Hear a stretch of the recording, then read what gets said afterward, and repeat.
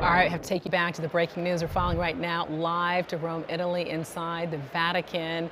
A new pope has been chosen. White smoke poured out of the Sistine Chapel chimney, signaling a new pope has been elected to lead the Catholic Church. They have a new pontiff. The time there in Rome is 6:26 p.m. right now.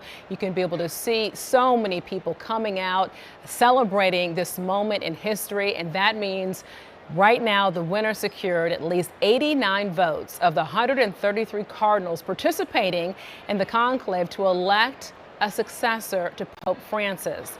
The crowd in St. Peter's Square, you're looking at it right here, erupting in cheers. The name of the new pope will be announced later on. Of course, the new pope is able to pick a new name. He's then expected to make his first public appearance and impart a blessing from the loggia. But just look how many people have lined the streets there in the Vatican City as we celebrate this moment in history that a new pope has been elected. Closer here to home, the FBI director is now criticizing the Trump administration over a budget proposal that would dramatically slash funding for the Bureau. So Kash Patel told lawmakers at a hearing yesterday that his agency needs more money, not less. And President Trump's budget proposal calls for cutting more than $500 million from the FBI next year to reform and streamline non-law enforcement missions that do not align with his priorities. Well, Patel said that it would be harmful to the FBI as it works to refocus on violent crime.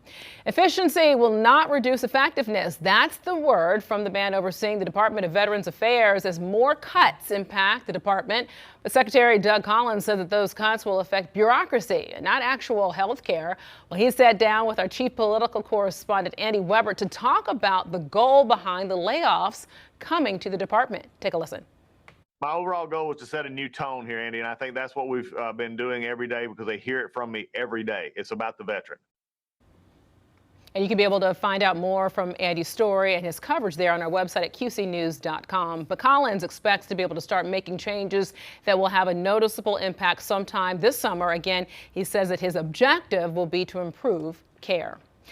All right, as we told you just a moment ago, a new pope has been chosen. White smoke poured out of the Sistine Chapel chimney, signaling a new pope has been elected to lead the Catholic Church, and that means the winner secured at least 89 votes of the 133 cardinals participating in the conclave to elect a successor to Pope Francis. You can be able to hear the cheers when you look here in St. Peter's Square as to how many people have come out to celebrate this moment in history. In Rome right now, it is 6:29 p.m. and you can be able to see there they are, the band that's coming out to celebrate this news. We're watching this live right now. The crowd in St. Peter's Square just erupting in cheers. And the name of the new pope, of course, will be announced later on. But right now, the new pope is then expected to make his first public appearance and impart a blessing from the loggia. Everybody is just waiting to be able to see who the new pope is now that the new pope has been elected, but we will continue to follow the story. We'll be right back.